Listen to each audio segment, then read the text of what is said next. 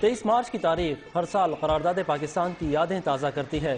اس مرتبہ بھی دن کا آغاز وفاقی دارالحکومت اسلام آباد میں 31 اور صوبائی دارالحکومتوں میں 21 توپوں کی سلامی سے ہوا۔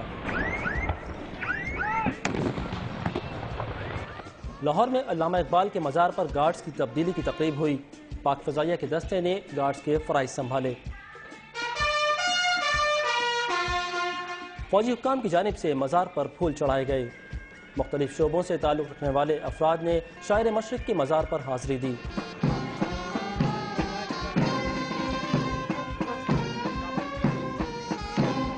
کراچی میں مزار قائد پر بھی گارڈز کی تبدیلی عمل میں آئی۔ گورنر سندھ، وزیر اعلیٰ سندھ نے وفد کے ہمراہ مزار پر حاضری دی۔